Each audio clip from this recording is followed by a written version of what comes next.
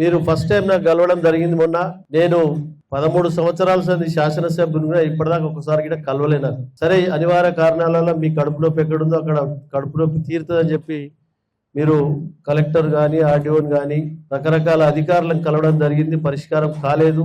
మా దగ్గరికి రావడం తప్పకుండా మా తోట అయ్యే సహాయ సహకారాలు తప్పకుండా అందిస్తానని మీ అందరికీ మాటిస్తా ఉన్నాను. ఇక్కడ చూస్తా ఉంటే మా తల్లిదండ్రి వయసు కనబడతారు అందరు చాలా మంది. ప్రసాద్ అనే వ్యక్తి బిల్డరు, ప్లాట్ ఓనర్లను మోసం చేసి అక్కడ కన్స్ట్రక్షన్ చేస్తా ఉన్నాడు.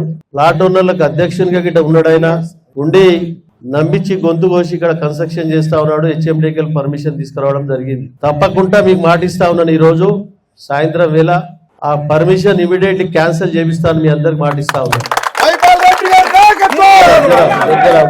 క్యాన్సిల్ చేయించి తప్పకుండా మీ ప్లాట్ ఓనర్ మీ ప్లాట్ స్థలాల మీద మిమ్మల్ని కూర్చోబెట్టి తీరుతానని మీ అందరికి మాటిస్తా ఉన్నాను.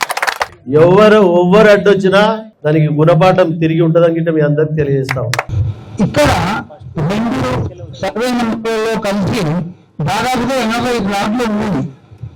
అయితే బిఎల్ఎస్ ప్రసాద్ 2003లో మనతోనే ఉంటూ షాపింగ్ లాగా 26 సంవత్సరాలు మనతో కలిసి ఉన్నాం. 2003 నుంచి 2026 సంవత్సరాలు. ఇక ఏమైపోయిందంటే మనం రోజు ఇక్కడ ప్లాట్లో 10 మంది రావాలంటే ఇక్కడ రారు అని చెప్పేసి ఒక 5-6 మంది ప్రైవేట్ వ్యక్తులు ఇక్కడ పెట్టాం. మనం ఇక్కడ వ్యక్తులు పెట్టగానే ప్రసాద్ ఏం చేస్తున్నాడు, అంటే ఆయన ఉద్దేశం ఏంటంటే ఇక్కడ ఒకటి లేకపోతే ఈ ఉన్న ల్యాండ్ కూడా పోతుంది. అయితే అది క్లియర్ గా ఫస్ట్ నుంచి 2002 నుంచి ఆయన ప్లాన్తోనే ఉన్నాడు, కానీ మనం గ్రహించలేదు. 2003లో ఒక డాక్యుమెంట్ చేసిండు, 2018లో ఒక డాక్యుమెంట్ చేసిండు. 2003 డాక్యుమెంట్ లో బౌండరీస్ మార్చిండు, అన్ని బౌండరీస్ కరెక్ట్ అవుతుంది.